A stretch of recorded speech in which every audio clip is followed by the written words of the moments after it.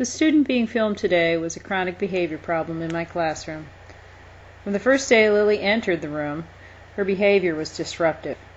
In order to address Lily's behaviors, I began the process of verbal reminders, phone calls home, and then written referrals to her designated assistant principal. Now that I look back at my experiences with Lily, I can see many alternatives that I could have pursued other than the ones I did. The following film clip is an example of the chronic behaviors that Lily manifested. We need to finish these projects by the end of the day, so let's get to work and I'll be around to ask questions. Thank you very much. Kid.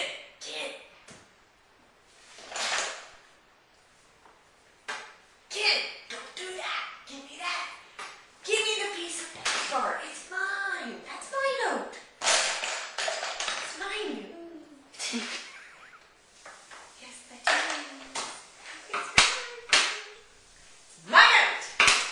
Give me the note. Ashley. Lily. Pass it to him and then give my note. She's a loser. Lily, Yes. please, could you keep your voice down? We want to have a normal, like a My restaurant attempts voice to here, give her please. verbal and gestural reminders were not effective, obviously. Phone calls home were relatively ineffective as well.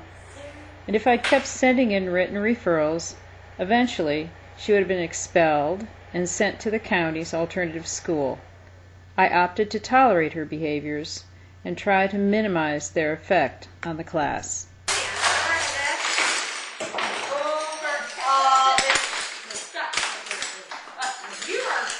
You're a loser. You are a loser, and you need to get a life.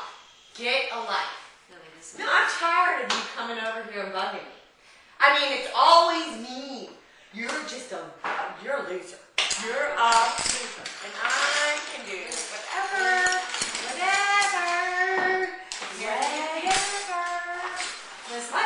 What? Can you read? Loser. You spell well. Now, Lily. But. No, at the beginning of the period. I don't think so. I don't think so. I don't mean to point it.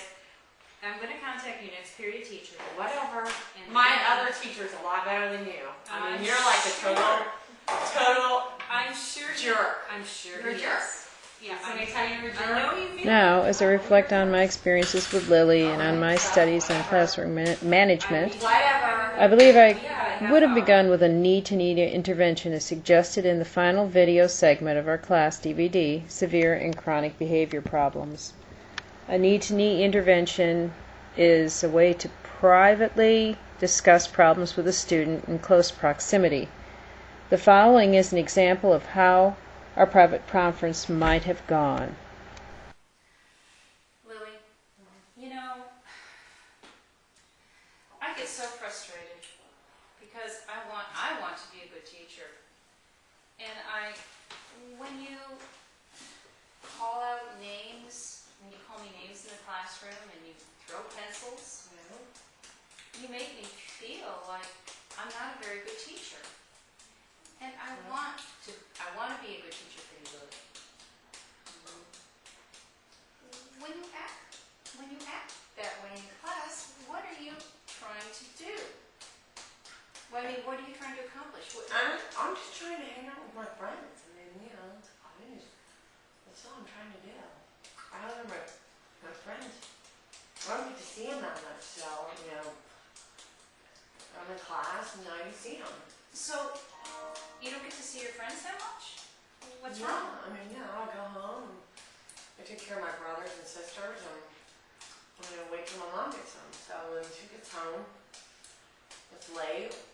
I never get play dates or anything like all my other buddies do. So I like to hang with them in class. Oh, so what you're saying to me is that because you never ever get to see your friends other than the school, Yeah. I mean, you... my mom and my dad didn't live with us. They're divorced and I never see him, but mom works really late. So I have to take care of them and do homework with them and all that. So the only time I get to see my friends, it's like in school. That's it. So So you'd rather socialize during school, you'd rather be with your friends than... Yeah, I mean, I never see them except school. And summer's coming, and I never see them in summer because I'm Your mom work all summer long? Yeah. I mean, she works, so I'm with them all day. And I mean, it's hard. Do you talk to your friends on the phone at all? Or? Yeah, a little. I mean, you know, but they don't want to talk to me on the phone. They're gone with their friends doing stuff. After our knee-to-knee intervention, I think a closer analysis of her behavior would also be in order. Obviously, there are very good reasons why Lily tried so desperately to get her peers' attention. Her single mom was at work most of the time, leaving Lily to babysit her brothers and sisters, and it seems obvious that her home life contributed to her classroom behavior. But I believe that it would also be necessary to collect data on Lily's behavior at school. To do this, I would conduct a functional behavior assessment in order to determine the antecedents and consequences of her specific behaviors.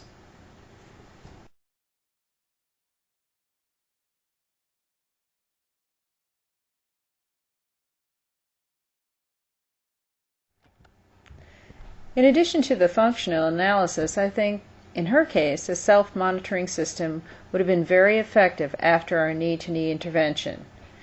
She would be given an index card on which to monitor and record her own behavior.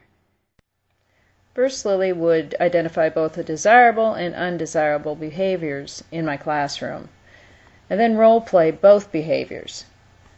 She then would be introduced to the self-monitoring process in which she would record her behaviors at 10-minute intervals. Each day, we would meet after class shortly to discuss her progress, at which time I could specifically praise any progress that she had made. If the previous behavior interventions didn't elicit this desired behavior, then we would enter into a behavior contract, which would be agreed upon by both of us. Lily, what do you think we need to change? What do you need to change in my classroom? I don't know. I guess not really talk a lot or something. Maybe be a little more quiet. Well, a little more quiet? Yeah. I mean, you know, I try and do everything that I can. Well, what about yelling across the classroom? Is that appropriate behavior? No. Banging on the table on purpose? No. No, I'm trying. Okay, all right. Well, this is what I think we ought to do. I really think that if we agree upon one behavior you're going to improve, kind of make a contract, and we both sign it. Then you're going to know specifically what you're going to work on. Okay? Yeah. All right.